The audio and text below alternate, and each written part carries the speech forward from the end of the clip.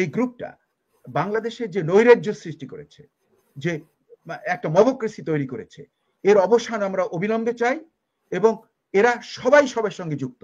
তা না হলে বাস রিকুইজিশন যে করলো, হ্যাঁ, সেটার বিচার হচ্ছে না কেন? সেটা কি কোনো মেমোরেন্ডাম দেওয়া হয়েছে, কোনো নোটিশ দেওয়া হয়েছে, তাদেরকে শোকজ করা হয়েছে? হয়নি। কেন? কেন হয়নি? যেহেতু ইউনূস দ্য ফেগিন অফ বাংলাদেশ, চোরের রাজা এবং হালুয়া রুটির লোভ পেয়ে গেছে, সেই তো এগুলো করাচ্ছে। আর অপেক্ষা করার প্রয়োজন হবে না। আপনারা অবিলম্বে যারা গণতন্ত্রের সমর্থক, যারা গণতন্ত্র চান, মানুষের অধিকার চান, মানুষের অধিকার মানুষকে ফিরিয়ে দিতে চান, তারা সংঘবদ্ধভাবে এই সরকারের বিরুদ্ধে ঐক্যবদ্ধ একটা ভীষণ আন্দোলন আপনারা গড়ে তোলেন। বাংলাদেশে কিছু আহাম্মক আছে, মানে ইডিওটিক টাইপ, বিলো মানে আইকিউ, লো লেভেল আইকিউ, ওরা কিন্তু ভাবে যে ইউনূসকে কোনো সমালোচনা করা যাবে না। আরে ইউনূসের ভালো কাজ, যেমন আমি আজকে বলবো আপনাদের সামনে, ইউনূসের যে ক্ষুদ্র ঋণের অবদান বাংলাদেশে এবং পৃথিবী জুড়ে, দ্যাট ডিমান্ডস কমেন্ডেশন, সেটা প্রশংসার যোগ্য, তাতে কিন্তু আমার কোনো আপত্তি নেই। কিন্তু উনি গভর্নমেন্ট যেভাবে চালাচ্ছেন, হ্যাঁ, সেটা কি? এই যে দেখুন, উনি তো খুব ভারত বিরুদ্ধে আজে বাজে কথা বলতেন। গত সাংবাদিকদের সঙ্গে উনি কি বললেন? যে ভারতের সঙ্গে কোনো খুব বন্ধুত্ব নেই।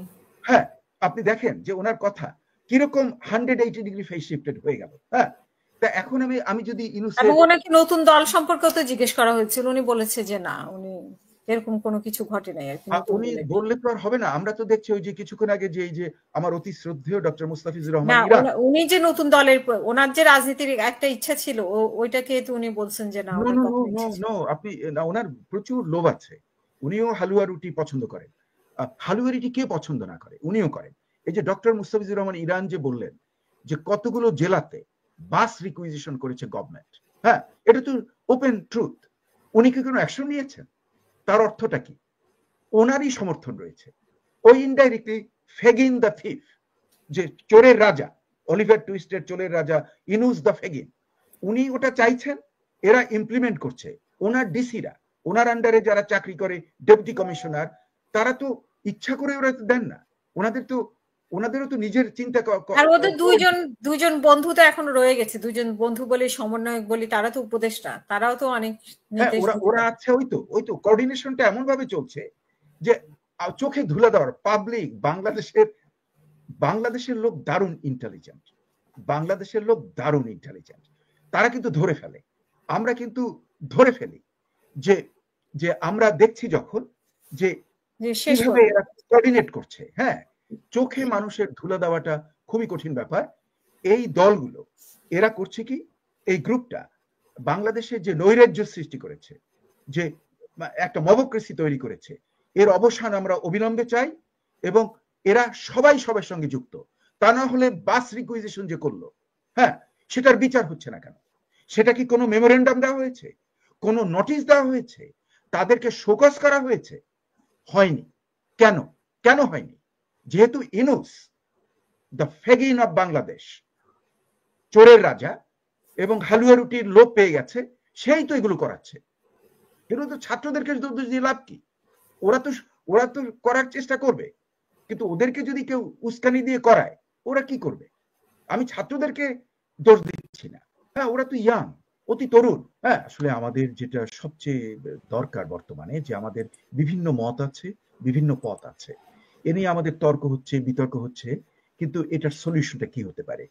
আমরা সবাই জনগণের কাছে যেতে পারি। একটা নির্বাচন ও অবিলম্বে একটা সুষ্ঠু নিরপেক্ষ নির্বাচন করা হোক এবং ডিসেম্বরের মধ্যেই করা হোক, এবং সেখানে সবাই যে যেটা চায়, ওই যে সে আপনার মবক্রেটিক পার্টি অফ বাংলাদেশ, ওরা ওদের ম্যানিফেস্টো নিয়ে যেতে পারে যে ওরা কি কি চায়, আর বিএনপি তারটা নিয়ে যাবে, জামাত তারটা নিয়ে যাবে, ডক্টর ইরানের পার্টি তার যে ম্যানিফেস্টো নিয়ে যাবে, এবং জনগণ ভোট দিয়ে ঠিক করবে যে কোনটা তারা পছন্দ করে। এটা ভেরি সিম্পল ব্যাপার, এতে ভয়ের কোনো কিছু নেই। এবং এখানে যারা ভয় পায় নির্বাচনকে, তাদেরকে আমি সন্দেহ করি যে তাদের উদ্দেশ্য খুবই খারাপ। এবং যদি তাই হয়, আমরা যদি মার্চের শেষ নাগাদ আমি বাংলাদেশের গণতন্ত্রী জনগণকে আমি বলবো যে মার্চ নাগাদ যদি ইউনূস নির্বাচনের স্পেসিফিক নির্দেশ এবং মানে তার যে ধারণা প্রকাশ না করে বাই মার্চ, তাহলে কিন্তু আমার মনে হয় গণতন্ত্রী জনগণের জন্য আর অপেক্ষা করার প্রয়োজন হবে না।